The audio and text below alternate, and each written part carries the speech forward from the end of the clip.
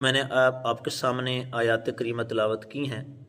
سورہ صاد کی 2 آیات تلاوت کی گئیں۔ اللہ کریم نے ارشاد فرمایا کذبت قبلہم قوم نوح وعاد وفرعون ذو الاوتاد، فرمایا ان سے پہلے یعنی کفار مکہ سے پہلے حضرت نوح علیہ السلام کی قوم اور قوم عاد یعنی حضرت ہود علیہ السلام کی قوم اور فرعون، ان سب نے رسولوں کو جھٹلایا۔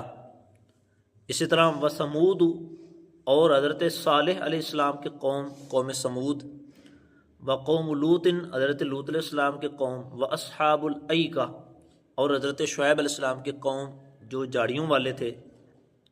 فرمایا اولئک الاحزاب، یہی گروہ تھے، یہی جتھے تھے، یعنی یہ بڑی بڑی جماعتیں تھیں اور بڑے بڑے طاقتور لوگ تھے کہ جن لوگوں نے اللہ تعالیٰ کے رسولوں کو جھٹلایا، ان کی تکذیب کی، تو پھر جب ان کو اللہ تعالیٰ کے عذاب نے گھیرا تو پھر ان کو کوئی راہ نہیں ملی اور پھر وہ اللہ تعالیٰ کے عذاب سے بچ نہیں سکے۔ مفسرین کرام فرماتے ہیں کہ اللہ تعالیٰ نے پچھلی قوموں کے جو عذاب کا ذکر فرمایا ہے، کہیں پر حضرت نوح علیہ السلام کی قوم کے عذاب کا ذکر فرمایا، کہیں حضرت لوط علیہ السلام کی قوم، کہیں حضرت شعیب علیہ السلام کی قوم، کہیں حضرت ہود علیہ السلام کی قوم، کہیں بنی اسرائیل پر جو عذابات آئے ان کا ذکر فرمایا۔ تو ان عذابات کو بیان کرنے کا کیا مقصد تھا؟ تو مفسرین فرماتے ہیں کہ اللہ تعالیٰ در حقیقت کفار مکہ کو یہ سمجھا رہا ہے کہ اے کافرو، جس طرح پچھلی قوموں نے میرے رسولوں کو جھٹلایا، انہوں نے برے کام کیے، اللہ تعالیٰ کی نافرمانیاں کیں، تو ان کا انجام تم نے سن لیا کہ ان کا انجام کیا ہوا۔ اگر تمہاری حرکتیں اور تمہارے کام بھی ان جیسے ہوئے تو تمہارا انجام بھی ویسا ہی ہوگا۔ اگر تم نے وہ والے کام کیے کہ جو پچھلی قوموں نے کیے تھے تو تمہارا انجام بھی وہی ہوگا۔ تو ان آیات سے یہ معلوم ہوتا ہے کہ برے کام کرنے کا انجام ہمیشہ برا ہوتا ہے۔ جو آدمی بھی برا کام کرتا ہے وہ بھلے جتنا ہی چلاک بن رہا ہو کہ کون دیکھ رہا ہے مجھے، میں جو مرضی کرتا رہوں، لیکن اللہ تعالیٰ وہ ذات ہے کہ جو ہر گھڑی ہر لمحہ بندے پر نظر رکھتی ہے۔ ایک بڑی پیاری بات یاد ہے کہ حضرت سیدنا فاروق اعظم رضی اللہ تعالیٰ عنہ، آپ کے دور کا واقعہ کہ آپ رضی اللہ تعالیٰ عنہ کا یہ طریقہ تھا کہ آپ مدینے کی گلیوں میں گشت کیا کرتے تھے، یعنی رات کو اپنا بیس بدل کر آپ مدینے کی گلیوں میں پھرتے تھے کہ شاید کوئی حاجت مند ہو۔ دعا کریں اللہ تعالیٰ پھر ہمیں ایسا حکمران عطا فرمائے۔ حضرت فاروق اعظم رضی اللہ تعالیٰ عنہ کا طریقہ تھا کہ آپ روزانہ مدینے کی گلیوں میں اپنا لباس چینج کر کے تو مدینے کی گلیوں میں پھرا کرتے تھے کہ شاید کوئی محتاج، کوئی حاجت مند یا کوئی کیا حالات ہیں لوگوں کے۔ تو ایک گھر کے پاس آ کر آپ رک گئے۔ اس گھر میں ایک ماں اور ایک بیٹی رہتی تھی۔ ماں نے اپنی بیٹی سے کہا کہ بیٹی دودھ میں پانی ملا دو، دودھ میں پانی ملا دو۔ تو بیٹی نے کہا کہ امی جان آپ کو نہیں پتا امیر المومنین نے منع فرمایا ہے، حضرت عمر فاروق نے منع فرمایا ہے۔ حضرت عمر فاروق ان کی گفتگو سن رہے تھے۔ تو اس نے کہا، ماں نے کہا کہ بیٹی امیر المومنین کون سا دیکھ رہے ہیں، حضرت عمر فاروق کون سا دیکھ رہے ہیں؟ تو اس بیٹی نے بڑی بات کہی، چھوٹا منہ بڑی بات والا محاورہ بولا جاتا ہے کہ بچی چھوٹی تھی لیکن اس نے بات بہت بڑی کی۔ اس نے کہا کہ امی جان امیر المومنین فاروق اعظم نہیں دیکھ رہے تو کیا ہوا، ان کا رب تو دیکھ رہا ہے، ان کا رب تو دیکھ رہا ہے۔ تو اگر یہ بندے کی سوچ بن جائے نا کہ میرا رب مجھے دیکھ رہا ہے تو پھر بندہ کبھی بھی برا کام نہ کرے۔ تو برے کام کرنے کا انجام ہمیشہ برا ہوتا ہے۔ میں اس کی چند مثالیں صرف فرض کرتا ہوں۔ مثال کے طور پر نماز نہ پڑھنا ایک بہت برا کام ہے، نماز چھوڑنا، ترک کر دینا بہت برا کام ہے۔ اس کا انجام کیا ہوگا؟ اگر کوئی بندہ یہ برا کام کرتا ہے تو اس کا انجام کیا ہوگا؟ حدیث پاک میں آتا ہے کہ جو بندہ نماز میں سستی کرتا ہے، نماز ادا نہیں کرتا یا نماز کو ضائع کر دیتا ہے، تو فرمایا کہ جب قیامت والے دن آئے گا تو اس کا حشر قارون، فرعون اور حامان بڑے بڑے کافروں کے ساتھ ہوگا۔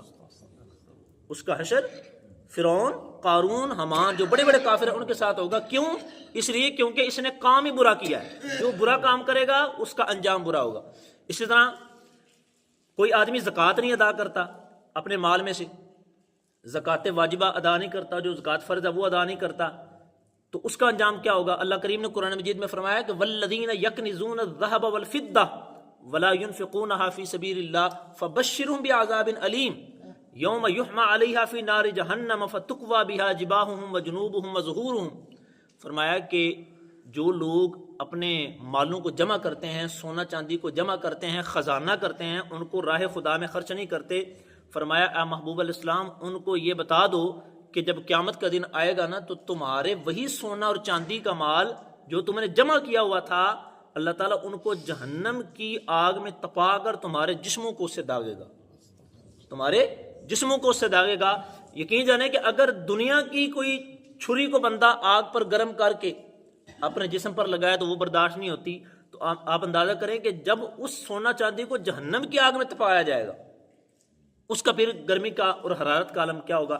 اسی طرح ظلم کرنا ایک بہت بڑا جرم ہے، بہت بڑی بری عادت ہے، تو اس کا انجام بھی ہمیشہ برا ہوتا ہے۔ رسول پاک علیہ الصلوۃ والسلام ارشاد فرماتے ہیں کہ الظلم ظلمات یوم القیامہ، قیامت والے دن ویسے بھی اندھیرا ہوگا، سورج اور چاند کی روشنی بھی نہیں ہوگی اور ستارے بھی جھڑ پڑیں گے، کوئی روشنی نہیں ہوگی، صرف اپنے اعمال کی روشنی ہوگی، اپنے کاموں کی روشنی ہوگی۔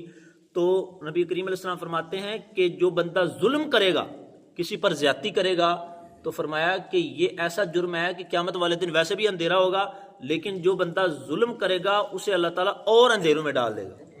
یعنی ایک تو ویسے بھی اندھیرا ہوگا، تو پھر جس نے کسی پر زیادتی کی ہوگی، ظلم کی ہوگی، تو وہ اندھیروں میں بڑھتا جائے گا جتنا ظلم کرے گا۔ اور پھر فرمایا کہ ایک ظلم کئی اندھیروں کا سبب ہے، الظلم ظلمات، یعنی ظلم ایک ہے اور بندہ کسی پر ایک زیادتی کرتا ہے لیکن قیامت والے دن اس کے لیے کئی اندھیرے بڑھا دیے جاتے ہیں۔ تو خلاصہ کلام یہ ہے کہ جب بندہ برے کام کرتا ہے تو اس کو نتیجہ بھی برا ملتا ہے۔ شیخ سعدی رحمۃ اللہ علیہ کا شعر ہے، فرماتے ہیں گندم از گندم جوز جو از مکافات عمل غافل مشو۔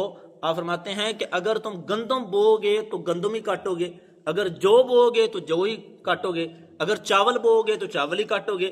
تو جس طرح جو بوتے ہو وہ کاٹو گے، تو اسی طرح یہ بھی یاد رکھنا کہ جو کام کرو گے نتیجہ بھی وہی ہوگا۔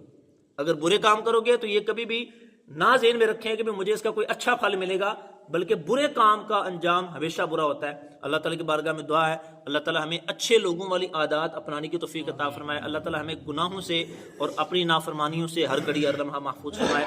آمین بجاہ النبی الامین صلی اللہ تعالیٰ علیہ وسلم۔ الصلاۃ والسلام علیکہ یا رسول